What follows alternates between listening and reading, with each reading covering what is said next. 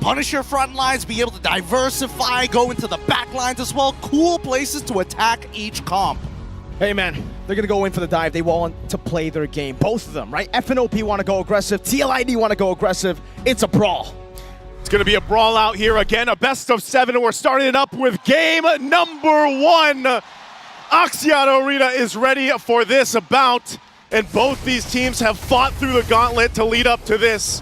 Already in the mid lane, a lot of early action expected with what we've seen so far. Super Prince pretty low here, but we got to talk about the fact that the meta has really set in, especially throughout the knockouts and where we've landed now. But this Lilia pick from Yehezkiel, mind you, one of the players that brings out the most unique heroes to the game here. And how does this work out? Yeah, they brought up the Xavier. We were expecting something like that too. Oh, Witty with the flicker out. But yeah, this pick isn't really something we see too much of from Yehezkiel in MP Indonesia Season 14. Though, however, when his name was still Sin, we saw a lot of Yehezkiel Lilia. Absolutely. I mean, it's one of the few picks that can apply a lot of pressure to your opponents, right? As long as you are hitting those stacks and making sure that you are continuously keeping them in place, you're basically a zoning mage, right? And let's not forget that, at least with Lo Yi, yes, the yin-yang reaction is great, but it also has the conditions of making sure you have an enchanted talisman, for an example. And you can even see, right, from the emblems itself, he wants to live in these fights to continuously throw them out. Oh! Flicker out from Yehezkiel. Shadow Kill, not ready just yet. There you go. King Kong gonna be very low. Shadow Kill not able to transfer over to King Kong. Both teams surviving, no casualties as of the first minute. Well, good thing though, you know, Yehezkiel doesn't go down. Had to burn the flicker, so that is going to be down. Also the revitalize from Brusco. But both teams still obviously looking for that potential first blood, really on this side of the map here. Okay, it's Kirk. We're just gonna walk up. Aran doing the same thing. Both of the tanks here, frontliners. It just seems like, you know, it's kind of a similar game that Brusco wants to play compared to Aran. It's all about screening, waiting, and I would say distracting the back line. I mean, as long as the back line is confused with where they need to go, yeah. Team Liquid ID, we know for a fact they kind of want to go straight forward at their opponents, but only on the right conditions. And hopefully, it's based on where Super Preference is going to be showing himself. And that's a part of this. Again, level 4 for Witty, not available just yet. So not going to be able to go for that pick-off potential. Same thing on the other side. You know, it's Fnatic Onyx PH that wants to take their time as they approach the first objective. Don't want to overextend. Brusco has been fantastic throughout the tournament, making plays himself, you know, setting things up like, for example, with the Khalid that we saw earlier on. Here's the taunt, though. Witty's in trouble. Kundo, Witty jumping back and forth. Wave the dragon over to Brusco. That's Fabian walking up. Shadow Kill to Brusco. AOT able to escape. He's still alive, and now they keep on going for it. Aaron Cheeky's hitting back against Super Prince. The front lines are starting to crumble. Revitalize. Witty jumping back into Kundo. Knocking Brusco up. Diversion to the back as well. Witty taken down by Kirk with that Primal Wrath. And they'll make it happen.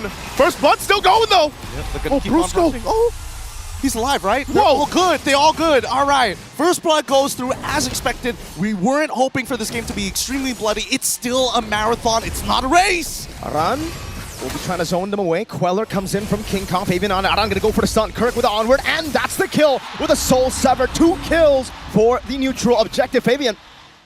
He's fine. Oh, whoa, he goes back. Kirk. Oh! They're not done with it yet. They want to keep on trading as much as they can. They cannot let this gold go too far off their leads. You see, already, the back and forth, the pendulum is already swinging this early in the game.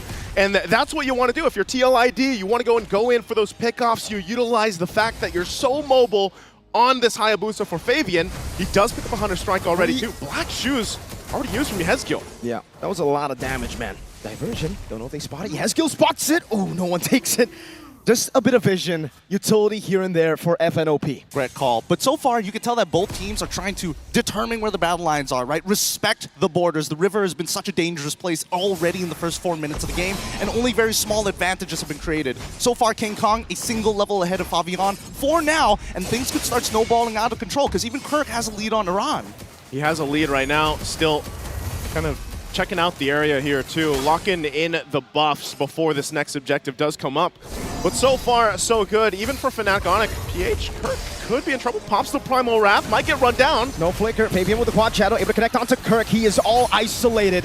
He will not use the resources here. It will just be a kill. A good pickoff for the Cavalry. And Fnatic Onic PH have not found the trade on the opposite side. Close, but still no cigar this time. Woody able to cover on Air on Shiki, knowing the motions coming in for Fnatic Onic. That first rotation looks good. Here comes the next fight. Taunt into Soul Sever from King Kong. Revitalize used up by Aran. Whoa. Sent over to Brusco. AOG defensively. And that will be it in that skirmish. Meanwhile, the Usurper, Fabian, up top, picking up a turret. Diversion coming down as well. King Kong charging up the Surge. Won't be able to find it. Fabian should be able to escape freely. Gets out freely, gets a turret. Fabian doing work right now. He's everywhere on the Hayabusa. And that's what Fnatic Onic PH has to watch out for. Head on a swivel, but again, they have the Luo Yi. We saw Super Prince play this hero to a T throughout this tournament. And for the M6 in general, it's been such a crucial pick for a lot of teams in their compositions and how they approach the macro level of the game. Now that this turtle is up, though, second one for the taking, TLID has a very minor lead. And they'll try to get control of this too. Again, even if they plant Yehezkiel up front as a mage, it's fine. He can always Black Shoes out and just try to bait out some of the resources from Fnatic, and that's why they're so careful on the approach. Oh, bottom side. Oh, Kara might actually, oh man, Fabian already used a shadow kill earlier, so no kill. Diversion, Aran. Stopping the bush, Aaron Chiki able to dash away from the Earth Shatter. Now it's Witty coming down, King Kong securing the turtle. He finds it, they manage to walk away. If they disengage now, it's going to be a plus for Fnatic Onic PH here, but the Usurper will not let this stand. He's looking for another turret. That's two already secured. At this point, this guy, he's a jungler, but he's also a turret destroyer, right? He's pushed down 2 tier 1s, but look at this side of the jungle. They're going to be focusing here. Witty should be able to get out, takes the Queller, but he's fine. But they do take a buff, and so they are going to try to find something around the map, and that's what Fnatic Onic will always do when they get the information on the moves coming out from TLID. So next focus for them, again, both teams already having one turtle, but the next time this comes up, the Lord is for the taking here. And that's where we really have to start to look. Are the items in place for them to fight out? Witty. Great dash away from the Jikundo. Witty to be caught in the bad spot. Kelra picks up the kill. Shadow kill from Fabian. Kelra's going to be taken down by Fabian. Revitalize already popped down as Super Prince is going to get zoned out. Brusco should be gone for it. Yehezkiel bails out with the Black Shoes. Oh, they still want to fight? Oh, back into Fabian. Kirk going in as well. Primal Rat to take him down. No! Shiki bursted by the yin-yang reaction of Super Prince. That's a great collapse. A clap back from Fnatic Onic PH. This has been a battle of inches so far. We haven't seen any real momentum, but at least this time round, Fnatic Onic PH fight on their terms after the initial aggression from TLID. And that's what they had to have happen at this point. Again, waiting for that first Lord to come up. That also allowed now Kelra has the Malefic gun on the Bruno alongside the Haas Claw. So he's got the 2 items, and over on the other side, Aaron Shiki still building up into the second item. But they also grabbed themselves that tier 1 turret now on the top side. So playing into this in 20 seconds when that Lord comes up, Fnatic might decide to go ahead and approach this in a different way. Remember, every single time they can utilize Super Prince with the Luo Yi,